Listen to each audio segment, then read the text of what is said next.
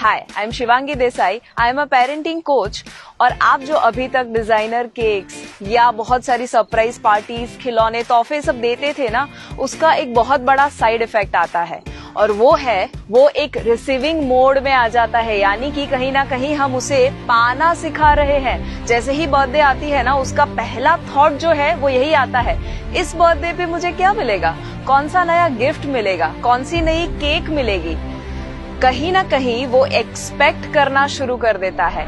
7 नुकसान होते हैं जब वो बच्चा रिसीविंग मोड में आ जाता है। सबसे पहला, जैसे मैंने कहा, एक्सपेक्टेशन बढ़ जाती है। अगर पहले साल पे उसे 5,000 की पार्टी दी, 5 साल पे उसे 25,000 की पार्टी दी, 10 साल पे 50,000 की, तो ऑब्वियसली जब 15 साल का होगा तो 1 लाख की पार्टी तो मांगेगा ही मांगेगा। या 1 साल की उम्र पे उसके लिए खिलौने दिए, 5 साल की उम्र पे उसके लिए हॉट व्हील्स दिया या बारबी डॉल दिया, तो 15-20 साल पे वो आईफोन का एक्सपेक्टेशन तो करेगा। कहीं ना कहीं हम उसे सिखा रहे हैं कि कैसे एक्सपेक्टेशंस को बढ़ाना। दूसरा, जिद करना वो शुरू कर देगा कि मुझे ये चाहिए, वो चाहिए।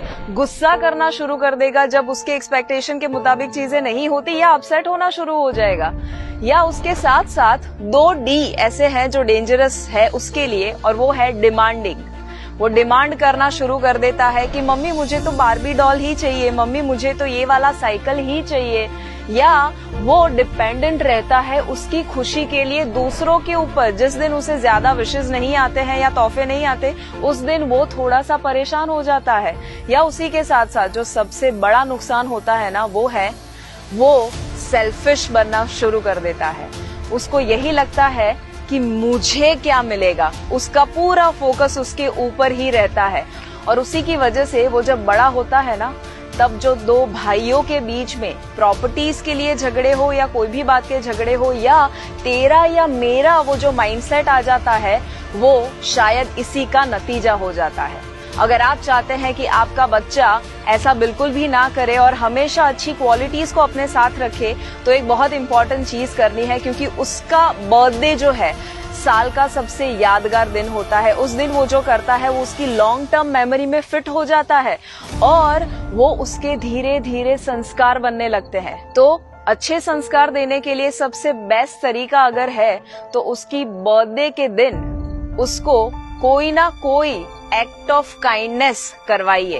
एक्ट ऑफ काइंडनेस का मतलब क्या होता है? उसका मतलब है आप किसी ना किसी को जब मदद करते हैं, किसी की सेवा करते हैं। यानी कि अगर मैं खुद का एग्जाम्पल दूं, मैं जब छोटी थी तब मेरे मम्मी पापा मुझे हमेशा हर बर्थडे के दिन ऐसी जगह पर लेकर जाते जहां पर मेरे हाथ से कुछ ना कुछ डोनेट करवाते। वो हो सकता कोई ब्लाइंड स्कूल या डेफ एंड डम्ब स्कूल या ऑर्फनेज यानी कि अनाथ आश्रम, वृद्धाश्रम, गरीब बच्चों के वहां लेकर जाते और मेरे हाथ से स्टेशनरी या तो कोई चॉकलेट्स हो सकता है, खाना हो सकता है, ऐसा कुछ ना कुछ डिस्ट्रीब्यूट करवाते। और उसकी वजह से आपको नहीं लगता कि वो जब आप करते हैं तो आपके बच्चे के अंदर ग्रेटिट्यूड यानी कि आभार होना, उसकी भावना आ जाती है। उसको यही फील होता है कि वो कितना लकी है, उसके पास कितनी सारी चीजें हैं। जब वो गरीब बच्चों को वो पेंसिल का बॉक्स देता है ना, तब उसे ये फीलिंग आता है कि यार सामने वाले के पास तो एक पेंसिल तक नहीं है और मेरे पास तो कितनी सारी चीजें हैं जो मैं इस्तेमाल कर सकता हूँ। तो उसे यही फीलिंग आता है कि वो ब्लेस्ड है। आपको वो थैंक यू बोलेगा, भगवान को थैंक यू बोलेगा, या उसी के साथ साथ वो कंप्लेन करना ही बंद कर देगा, क्योंकि वो वही देखेगा कि यार जिसको मैं बांटने को गया था चीजें, उसके पास तो ढंग के कपड़े तक नहीं है, चप्पल तक नहीं है, और अगर मेरे पास इतनी सारी चीजें हैं तो मैं कंप्लेन कैसे कर सकता हूँ। तो आपके बच्चे को बर्थडे के दिन एक गिवर बनना सिखाइए। और यही बात को आइए हम एक छोटी सी कहानी के द्वारा समझते हैं। एक बार एक इंसान स्वर्ग और नर्क का फर्क देखना चाहता था, तो वो सबसे पहले पहुंच गया नर्क में। वहां पर जाता है तो चौंक जाता है, क्योंकि वहां पर 56 भोग रखे गए थे, बहुत अच्छा माहौल था। बट जैसे करीब जाता है उसे पता चलते हैं कि वहां पर जितने लोग थे सब फ्रस्ट्रेटेड थे, और वो इसीलिए कि 56 भोग तो रखे गए थे पर उनके हाथ के साथ एक लकड़ी बांधी गई थी, सीधी लकड़ी, एक स्टिक, कि जिसकी वजह से वो अपने हाथ को मोड़ ही नहीं सकते थे और वो खाना ही नहीं खा रहे थे। और इसीलिए वो सभी लोग फ्रस्ट्रेटेड थे, क्योंकि सभी स्ट्रगल कर रहे थे कि कैसे वो हाथ मोड़े और वो खाना खा सके। अब वो जाता है स्वर्ग में। स्वर्ग में भी उसे सेम माहौल दिखता है, 56 भोग रखे गए हैं। तो वहाँ पर करीब जाता है, देखता है कि उनके हाथ के साथ भी एक लकड़ी बंधी हुई थी, बट फिर भी वो सभी लोग खुश थे। कैसे?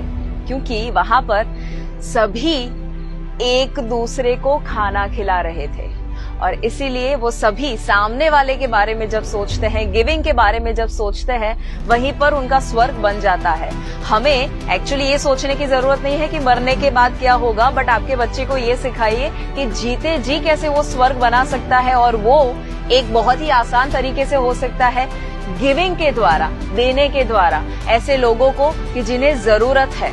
तो आपके बच्चे के अगले बर्थडे पे आप क्या करने वाले हैं, जरूर कमेंट में लिखिए और बताइए मुझे कि कैसे आप उसे देना, एक गिवर बनना सिखाने वाले हैं। और अगर आप चाहते हैं कि लालच से भरे नहीं बट निस्वार्थ भाव से भरे हम बच्चों को तैयार करें इंडिया में, और एक नया इंडिया तैयार करें, तो